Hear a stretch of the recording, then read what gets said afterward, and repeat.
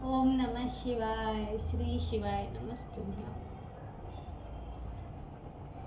श्री आदि शक्ति पार्वती माताए नमः। श्री लक्ष्मी नारायणे नमः। श्री विघ्नेश्वराय नमः। श्री सरस्वती ब्रह्माय नमः। श्री सियारामे नमः। श्री रामदास हनुमाने नमः। श्री राधेश्यामे नमः। हे शिवजी, તમારી કૃપાથી હું આ શિવપુરાણ વાંચી રહી છું અને મારી મમ્મી ને બેન શિવપુરાણ સાંભળી રહ્યા છે. અમે ત્રણ શિવપુરાણનું જ્ઞાન પ્રાપ્ત કરી શકીએ એટલી શક્તિ પ્રદાન કરજો અને શિવપુરાણનું તેજ સહી શકીએ એટલી ક્ષમતા પ્રદાન કરજો. હે વિઘ્નેશ્વર ગણપતિ બાપા, તમે શિવપુરાણના મંચનમાં આવતા તમામ વિઘ્ન હરજો. હે કૃષ્ણ મનોહારિણી રાધાજી, હે શ્યામ સુંદર, તમે શિવપુરાણ સાંભળવા જરૂર પધારજો અને મારા હૃદયમાં સ્થાન ગ્રહણ કરજો. ઓમ નમઃ શિવાય. શ્રી શિવાય નમસ્તુભ્યં.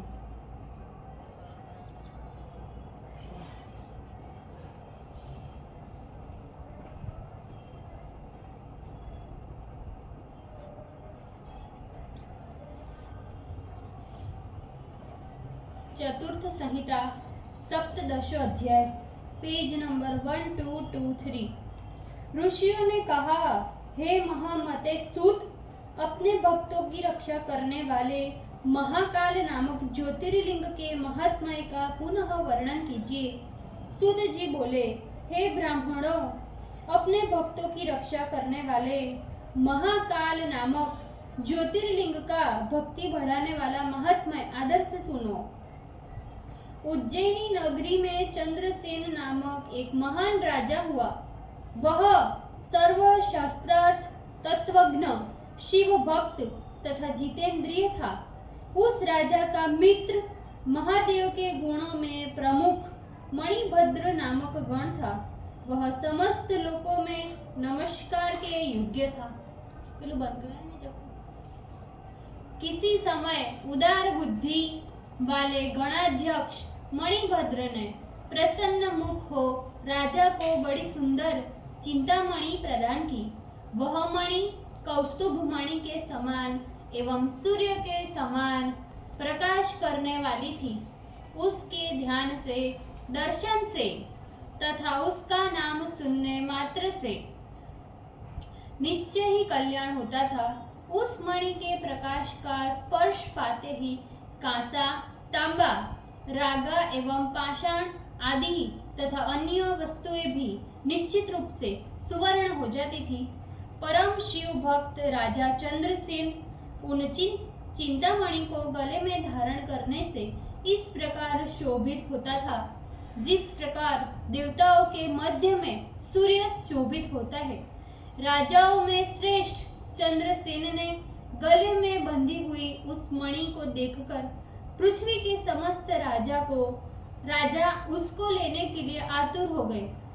उन मूर्ख एवं मत्सरग्रस्त राजाओं ने उस चंद्रसेन से देवलब्ध उस मणि को लेने के लिए अनेक प्रकार से उससे प्रार्थना की, किंतु हे ब्राह्मणों, महाकाल में दृढ़ भक्ति रखने वाले उस चंद्रसेन ने सारे राजाओं की प्रार्थना निष्फल कर दी।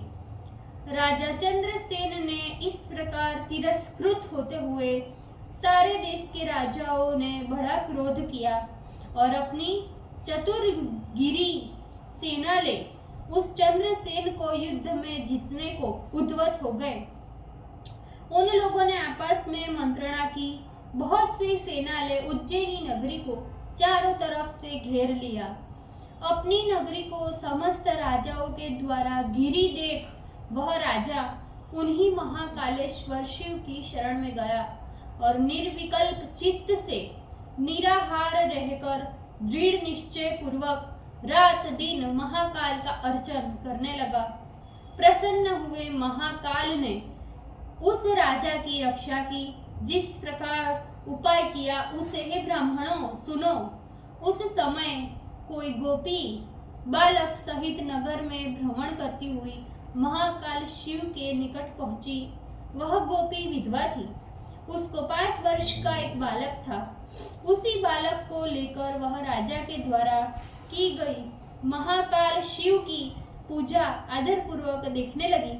राजा के द्वारा की गई महाकाल शिव की पूजा देख वह आश्चर्यचकित हो शिव को प्रणाम कर अपने घर लौट आई। यह सारा वृतांत अच्छी तरह देखकर उस गोपी पुत्र ने बड़ी उत्कंठा से शिव के पूजन का विचार किया। उसने अपने शिविर के सन्निकट किसी दूसरे शून्य शिविर से अत्यंत मनोहर पाषाण लेकर भक्तिपूर्वक उसे स्थापित किया और गंध, आभूषण, वस्त्रों एवं धूप, दीप, अक्षत आदि कृत्रिम द्रव्यों से शिव जी का पूजन कर नैवेद्य चढ़ाया। फिर मनोहर बिल्व पत्र एवं पुष्पों से बारंबार शिव पूजन कर अनेक नृत्य वाद्य करते हुए शिव जी को प्रणाम किया। उसी समय शिव पूजन में मन लगाए बालक को देखकर गोपी ने स्नेह से उसे भोजन के लिए बुलाया। जब शिव भक्ति में आसक्त चित्त वाला वह बालक भोजन करने नहीं गया तब उसकी माता स्वयं वहां आई। दोनों आंखें बंद किए शिव के आगे बैठे अपने पुत्र को गोपी ने उसका हाथ पकड़कर खींचा और मारा भी, किंतु इस प्रकार खींचने और मारने पर भी वह बालक नहीं उठा। तब उसने शिवलिंग को दूर फेंककर उसकी पूजा नष्ट कर दी। फिर दुख से हाहाकार करते हुए अपने पुत्र को देख क्रोधपूर्वक उसे भयभीत करती हुई वह अपने घर में प्रविष्ट हो गई। इधर वह बालक भी माता के द्वारा शिव पूजा नष्ट भ्रष्ट देख हे देव ऐसा कहते हुए पृथ्वी पर गिर पड़ा। अत्यंत शोकाकुल होने के कारण वह सहसा मूर्छित हो गया। फिर थोड़ी देर बाद होश में आने पर उसने अपने दोनों नेत्र खोले। नेत्रों खोलते ही तत्क्षण उसे वहां पर महाकाल का सुंदर देवालय दिखाई पड़ा, जिसे शिव के अनुग्रह से केवल उस बालक ने ही देखा। उस शिवालय के स्वर्णमय बड़े बड़े दरवाजे थे, उसमें सुंदर किवाड़ तथा बंधनवार लगे थे और वह बहुमूल्य इंद्र नील मणियों की वेदी से सुशोभित हो रहा था। उस पर विचित्रता युक्त बहुत से तप्त सुवर्ण निर्मित कलश रखे गए थे। मणि के खंभों से और स्फटिक मणि के बने हुए भूतल से वह जगमगा रहा था। उसने शिवालय के मध्य में कृपा निधि शिव का रत्नमय ज्योतिर्लिंग देखा, जो उसकी पूजा सामग्री से सर्वथा अलंकृत था। वह बालक सहसा इस विचित्र दृश्य को देख आश्चर्यचकित हो आनंद सागर में निमग्न हो गया। फिर उसने बारंबार शिव की स्तुति तथा बारंबार प्रणाम किया और सूर्यास्त होने पर वह शिवालय से घर जाने को लगा।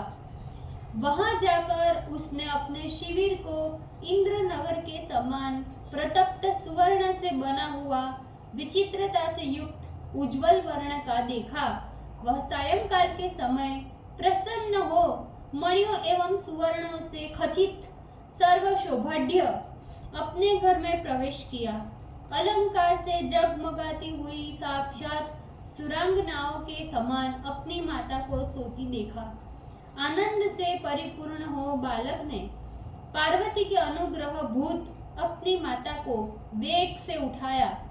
जब वह उठी तो सब अद्भुत दृश्य देखकर आश्चर्यचकित हो आनंद में निमग्न हो गई और अपने पुत्र का आलिंगन किया। जब उसने अपने पुत्र के मुख से इसका कारण भगवान की प्रसन्नता है ऐसा सुना तो वह प्रार्थना करने लगी, सचमुच जो निरंतर भगवान शिव का पूजन करता है वह इसी प्रकार सुखी होता है।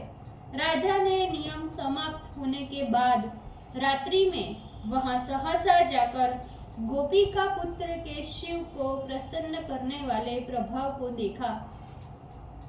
अमात्य एवं पुरोहित सहित राजा यह देखकर परम आनंद सागर में डूब गया। वह चंद्रसेन राजा आनंद अश्रुओं को बहाता हुआ और शिव का नाम का उच्चारण करता हुआ प्रेम से बालक का आलिंगन करने लगा। हे ब्राह्मणों, उस समय वहां बहुत बड़ा उत्सव हुआ। सभी लोग आनंद से विभोर हो शिव का कीर्तन करने लगे। इस शिव की महात्म्य घटित उस अद्भुत अपूर्व घटना को देखते हुए उन पूर्ववासियों की वह रात्रि क्षण मात्र में बीत गई। जब नगर को घेर कर स्थित हुए राजाओं ने अपने गुप्तचरों से यह समाचार प्रातःकाल होते ही सुना, तो सभी वहां आए हुए राजा एकत्रित हो आपस में आश्चर्यचकित हो कहने लगे। राजाओं ने कहा, यह महाकालपुरी उज्जैनी का अधीश्वर राजा चंद्रसेन शिव भक्त होने से अभी तक निराकुल है। अवश्य ही यह शिव भक्त सर्वदा दुर्जय है। भला जिसके पुरी में रहने वाले लड़के इतने बड़े शिव भक्त है, तो वह राजा चंद्रसेन कितना बड़ा शिव सेवक होगा। निश्चय ही यदि हम लोग इस शिव भक्त राजा से विरोध करेंगे तो शिव जी क्रुद्ध हो जाएंगे, जिससे हम सबका विनाश हो जाएगा। इसीलिए इस राजा से मेल मिलाप करना ही श्रेयस्कर होगा।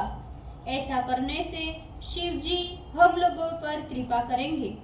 सुत जी बोले, ऐसा निश्चय कर उन राजाओं ने वैर भाव त्याग दिया। उनका अंतःकरण पवित्र हो गया। वे सब प्रसन्न हो गए और अपने अपने हाथों से शस्त्रों का त्याग कर दिया। सभी राजाओं ने महाकाल की पुरी में प्रवेश किया और चंद्रसेन की आज्ञा से महाकाल का पूजन किया। तब सभी चंद्रसेन राजा के भाग्य की प्रशंसा करते हुए अत्यंत रमणीय तथा महान समृद्धि को प्राप्त हुए उस गोपी के घर गए। उस समय चंद्रसेन ने उनकी आगवानी कर पूजा की और उनके द्वारा प्रदत्त आसन पर बैठकर विस्मय तथा प्रसन्नता का अनुभव किया। गोपिका पुत्र पर प्रसन्न एवं शिव की कृपा से उत्पन्न हुए शिवालय तथा उसमें प्रतिष्ठित शिवलिंग को देख उन राजाओं ने शिव के प्रति अनाद श्रद्धा हुई। उन राजाओं ने शिव की कृपा प्राप्त करने की अभिलाषा से प्रसन्न होकर उस गोपी कुमार को बहुत सी वस्तुएं दी और जिन जिन देशों में अधिक गोप रहते थे उन देशों का उसे राजा भी बनाया। इसी क्षण सभी देवताओं से पूजित वानराधिपति परम तेजस्वी हनुमान जी वहां प्रकट हो गए। हनुमान जी के प्रकट हो जाने से सभी राजा आश्चर्यचकित हो गए। वे भक्ति से विनम्र हो अभ्युत्थान पूर्वक प्रणाम करने लगे। उन सभी के मध्य में बैठे हुए हनुमान जी उनसे पूजित हो उस गोपी पुत्र का आलिंगन कर राजाओं की ओर देखते हुए बोले। हनुमान जी बोले, हे राजाओं, हे प्राणियों, तुम लोगों का कल्याण हो। मेरी बात सुनो। शिव जी के बिना और कोई मनुष्य का कल्याण करने वाला नहीं है। देखिए, भाग्य से यह गोप पुत्र शिव पूजा को देखकर बिना मंत्र के ही कल्याणकारी शिव का पूजन कर उन्हें प्राप्त कर लिया। यह शिव का सर्वश्रेष्ठ भक्त होगा, गोपों की कीर्ति को बढ़ाने वाला और इस लोक में ही संपूर्ण भोगों को भोग कर अंत समय में यह मोक्ष को प्राप्त करेगा। इसके वंश की 8वीं पीढ़ी में महायशस्वी नंद नाम के गोप उत्पन्न होंगे, जो साक्षात नारायण श्री कृष्ण उन्हीं के पुत्र होंगे। आज से लेकर यह गोप कुमार लोक में श्रीकर नाम से प्रसिद्ध रहेगा। सुत जी बोले, इतना कहने के पश्चात अंजनी पुत्र शिव अवतार हनुमान ने सभी राजाओं को तथा चंद्रसेन को कृपा दृष्टि से देखा। फिर उन्होंने परम बुद्धिमान गोप पुत्र श्रीकर को प्रेम पूर्वक शिव प्रिय संबंधी आचार का उपदेश दिया। हे द्विजो, तदंतर अति प्रसन्न हुए हनुमान जी सभी राजाओं, चंद्रसेन तथा गोपुत्र श्रीकर आदि के देखते देखते अंतर्ध्यान हो गए। चंद्रसेन के द्वारा पूजित एवं सत्कृत हो सभी राजा प्रसन्न पूर्वक उनकी आज्ञा ले अपने अपने स्थान को चले गए। वह शंभु युक्त श्रीकर भी धर्मज्ञ ब्राह्मणों के साथ हनुमान जी के उपदेश अनुसार शिव पूजन करने लगा। इस प्रकार महाराज चंद्रसेन तथा गोपपुत्र श्रीकर दोनों ही बड़ी प्रीति से महाकाल का पूजन करने लगे। तत्पश्चात काल प्राप्त होने पर महाकाल का आराधन कर दोनों मुक्त हो गए। हे महर्षियों, इस प्रकार महाकाल नामक शिवलिंग, शिव ज्योतिर्लिंग, सत्पुरुषों को सुंदर गति देने वाला, सभी दुष्टों का वध करने वाला तथा भक्तों के ऊपर दया करने वाले हैं। मैंने आप लोगों से अत्यंत पवित्र, गोपनीय, सब सुखों और स्वर्ग देने वाला तथा शिव में भक्ति बढ़ाने वाला इतिहास का वर्णन किया। ओम नमः शिवाय। श्री शिवाय नमस्तुभ्य। भूल चूक माफ करजो शिवजी, कृपा રાખજો। આજના શિવ પુરાણનું વંચનનું પુણ્ય મને પ્રદાન કરજો શિવજી। ઓમ નમઃ શિવાય। શ્રી શિવાય નમસ્તે।